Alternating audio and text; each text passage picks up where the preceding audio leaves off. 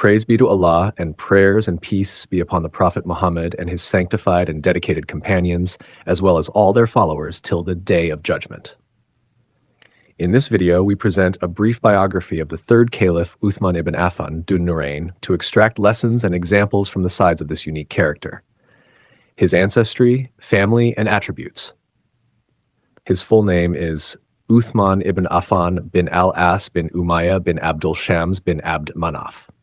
He was born in Makkah on the 6th year of Amul Fil, the year of the elephant. He was about 5 years younger than the Prophet. His father died before Islam during the pre-Islamic period. His mother's name was Arwa bint Qurayz, and she died during the Caliphate of her son Uthman. He embraced Islam early and participated in the two migrations, the first to Abyssinia, Ethiopia, and the second to Medina. He married Ruqayya bint Muhammad, daughter of the Prophet Muhammad, and she tragically passed away on the night of the Battle of Badr. Later, the Prophet married her sister, Kulthum bint Muhammad, to him. His title, Dhun Nurayn. The scholars say that no one else is known to have married two daughters of a prophet except him. For this reason, he was given the honorific title Dhun Nurayn, the one with the two lights. Uthman was one of the 10 given the glad tidings of paradise and was also among the companions who compiled the Quran. He married 8 wives in total and was blessed with 9 sons from 5 of them. His physical appearance. He was neither short nor tall, with broad shoulders and thick hair on his head. He had a long beard and a strikingly good appearance. It is said that he was the most handsome of the people. His early life in the pre-Islamic society. In the pre-Islamic society, Uthman was among the best of his people. He held a high status, was very wealthy, and was known for his immense modesty and eloquence. His people loved and deeply respected him. Unlike many of his contemporaries, he never prostrated to any idol and had never committed any immoral acts even before Islam. Remarkably, he also did not drink alcohol. He possessed extensive knowledge of lineages, proverbs, and the history of significant events. His travels to Syria and Ethiopia allowed him to mix with non-Arabs, gaining insights into their lives and customs that few others had. He managed the business he inherited from his father, and his wealth grew exponentially. Uthman was regarded as one of the most respected men among the Banu Umayyah clan and was held in high esteem by all of the Quraysh. He was truly loved and admired by his people. His conversion to Islam. Uthman was 34 years old when Abu Bakr al-Siddiq invited him to Islam. Without any hesitation, he responded immediately to the call. He became the 4th man to embrace Islam, following Abu Bakr, Ali ibn Talib, and Zayd ibn Haritha. His persecution and migration to Ethiopia. Uthman and his wife, Ruqayya, the daughter of the Prophet, migrated to Abyssinia, Ethiopia, along with 10 Muslim men and 3 women. More Muslims later joined them in this migration. In Abyssinia, all the Emirate Muslims found safety, security, and freedom to worship. Uthman, having business contacts in the region, continued to work as a trader. The Holy Quran mentions the migration of the early Muslims to Abyssinia. And as for those who emigrated for the cause of Allah after they had been wronged, we shall certainly give them goodly residence in this world. But indeed the reward of the hereafter will be greater, if they but knew. When a rumor spread that the people of Makkah had become Muslims, news of this reached the emigrants in Abyssinia, prompting their return. However, when they drew close to Makkah, they discovered that the news was false. Nonetheless, all the emigrants entered the city. Among them were Uthman and Ruqayya, who resettled in Makkah. Uthman remained there until Allah granted permission for the Muslims to migrate to Medina. Him staying close to Prophet Muhammad, the most influential factor that shaped Uthman's character, refined his soul, and revealed his immense potential, was his companionship with the Messenger of Allah and learning directly from him. Uthman stayed close to the Prophet both in Makkah after embracing Islam and later in Medina following the migration. Uthman himself described his bond with the Prophet like saying, Allah, may he be glorified and exalted, sent Muhammad with the truth and revealed the book to him. I was among those who responded to Allah and his messenger and believed. I made the 2 early migrations and became the son-in-law of the Messenger of Allah, receiving guidance directly from him. Uthman and the Holy Quran. Uthman had a profound attachment to the Holy Quran. Abu Abdul-Rahman al-Salami narrated, "Those who taught the Quran, such as Uthman ibn Affan, Abdullah ibn Masud, and others, explained that when they learned 10 verses from the Prophet, they would not move forward until they fully understood the knowledge and put it into practice. They said, we learned the Quran, knowledge, and application all together. As a result, they would spend considerable time memorizing each surah." Uthman's words reflect his deep bond with the Quran. If our hearts were pure, we would never have our fill of the words of Allah. May He be glorified and exalted. I would not like a day to pass without looking into the covenant of Allah. There are 4 things that appear as virtues, but in reality are obligations. Mixing with righteous people is a virtue, but following their example is a duty. Reading the Quran is a virtue, but acting upon it is a duty. Visiting graves is a virtue, but preparing for death is a duty. Visiting the sick is a virtue, but asking them to make a will is a duty. He also stated, 10 things are the greatest waste of time: a scholar whom no one asks for knowledge, knowledge that is not acted upon, good advice that goes unheard, an unused weapon, a mosque left unprayed in, a mushaf Quran that is unread, wealth that is not given in charity, a horse left unridden, knowledge of asceticism in one seeking worldly gain, and a long life without preparing for the hereafter. Uthman was a hafiz of the Quran and would continuously recite it. Before the Prophet passed away, Uthman recited the entire Quran back to him. His migration to Medina. Uthman and his wife Ruqayya were among the noble Muslims who migrated to Medina. Upon arrival, Uthman stayed with Abu Talha ibn Thabit before he later moved into a house that he purchased. When the Prophet settled in Medina and began laying down the foundations of the Islamic State, Uthman stood as one of its strongest pillars. He gave his unwavering advice, opinions, and generous wealth in service to Islam and the Muslim community. He was present at every significant event, except for the Battle of Badr. The Battle of Badr and the passing of his wife.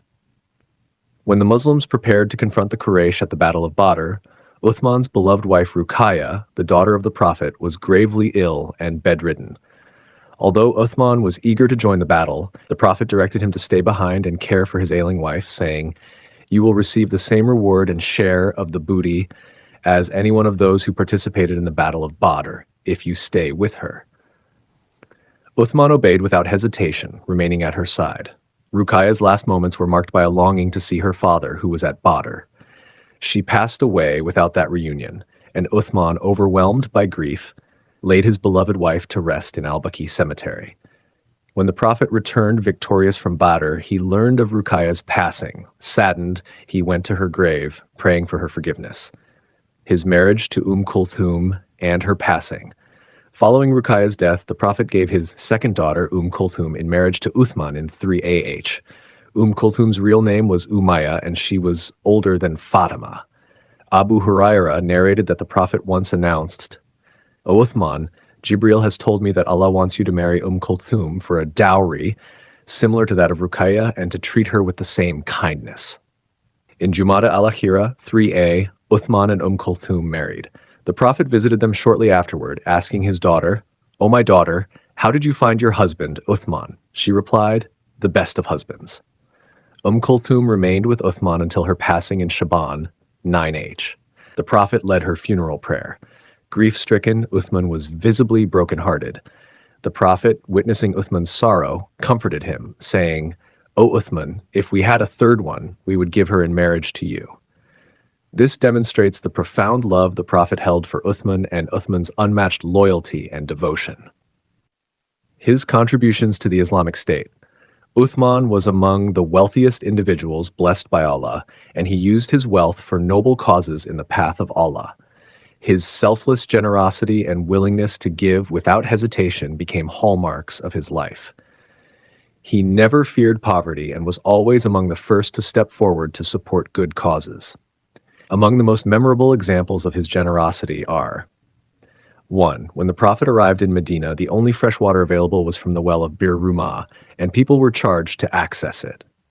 Uthman, moved by compassion and a desire to help his fellow Muslims, purchased the well from its Jewish owner for 20,000 dirhams. He then donated it, opening it freely for both the wealthy and the poor, travelers and residents alike. Number 2. As the Muslim community in Medina grew, Masjid al-Nabawi became too small for their prayers. Understanding the spiritual importance of accommodating every believer, Uthman bought the neighboring land for 25 or 20,000 dirhams, allowing the mosque to be expanded and better serve the community. Number 3. During the campaign of Tabuk, when the Muslim army needed support, Uthman stepped up with a tremendous donation, spending a vast sum to equip the soldiers and ensure their readiness. During the caliphates of Abu Bakr and Umar, when the Messenger of Allah passed away in 11 AH 632 AD, the community needed a leader to guide them. Abu Bakr was chosen, and Uthman was among the first, following Umar, to pledge allegiance to him. Uthman stood loyally by Abu Bakr during the Wars of Apostasy, Ridda Wars, offering wise counsel and support from Medina. When Abu Bakr approached death, he entrusted Uthman with writing his will, naming Umar as his successor. During Umar's caliphate, Uthman's wisdom and counsel became invaluable. He served as an advisor, akin to the role Umar had played for Abu Bakr. Among his significant contributions, Uthman established a record-keeping system, Diwan, for public wealth management, ensuring transparency and accountability. It was also Uthman who suggested to Umar the idea of instituting the Hijri calendar, marking an important administrative milestone. His appointment as Caliph and successor of Umar. On his deathbed, Umar ibn al-Khattab formed a committee of 6 esteemed companions to choose the next Caliph from among themselves. This group included Ali ibn Abi Talib, Uthman ibn Affan, Abdurrahman ibn Auf, Sa'd ibn Abi Waqqas, al-Zubair, and Talha. The majority eventually supported Uthman's leadership. 4 days after Umar's passing in 23 AH, Uthman was elected as the 3rd Caliph, bearing the title Amir al-Mu'minin, the Prince of the Believers. When Uthman was sworn in as Caliph, he addressed the people with clarity and humility. He pledged to follow the Quran, adhere to the Prophet's teachings, and walk in the footsteps of his predecessors, Abu Bakr and Umar.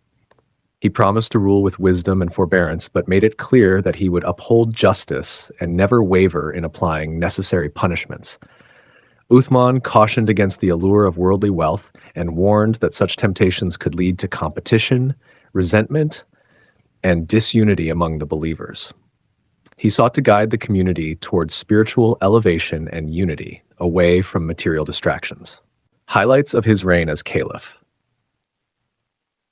Uthman's accomplishments during his tenure as Caliph stand as a testament to his steadfast dedication to the Islamic State. The weight of his contributions, his sacrifices, and the tests he endured remain engraved in history.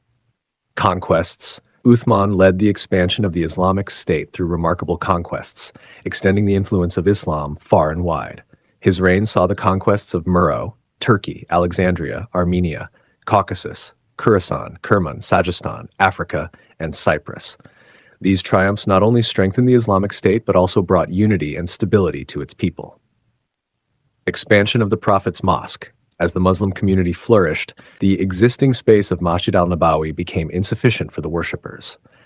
Driven by devotion and a sense of duty to his faith, Uthman oversaw the mosque's expansion in 29 to 30 AH, creating a sanctuary large enough to serve the growing Ummah. Furthermore, to protect the Muslim shores against Byzantine attacks, Uthman established the first Islamic fleet, demonstrating his strategic foresight and commitment to defense. Compilation of the Quran. Among his most profound contributions, Uthman safeguarded the unity of the Muslim Ummah by overseeing the compilation of the Quran. This effort arose when Hudhayfa was alarmed by the varying recitations in Syria and Iraq. Understanding the grave implications of division, Hudhayfa urged Uthman to intervene. "O Prince of Believers, save this nation before they differ concerning the book as the Jews and Christians did." With a sense of urgency and responsibility, Uthman ordered copies to be made from the original manuscript kept with Hafsa. After meticulous copying by trusted companions, he sent these standard copies across Islamic regions and ordered that any conflicting texts be destroyed. His decisive action preserved the sanctity and unity of the Quran for generations to come.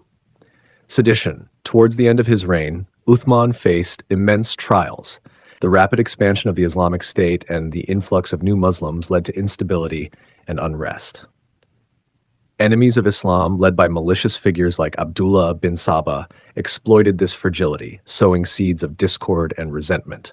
They incited rebellion in Egypt, Kufa, and Basra, fabricating baseless accusations against Uthman's policies. Though Uthman met these agitators with wisdom and patience, addressing their concerns publicly and pardoning their offenses, their deceitful intentions only festered in secret. In Shawwal 35, tragedy struck. The rebels, driven by malice, laid siege to Uthman's home for 40 grueling days, denying him even basic access to the mosque or water. Despite witnessing loyal companions ready to defend him, Uthman forbade any violence in his defense, unwilling to shed a drop of Muslim blood for his safety.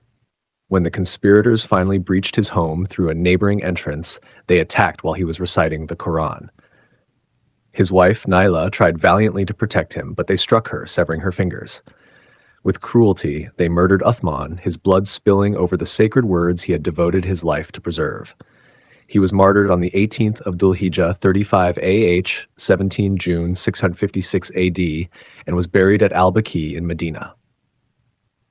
May Allah have mercy on Uthman ibn Affan and grant him the highest ranks in Jannah. May we be counted among those honored to stand by his side in the hereafter.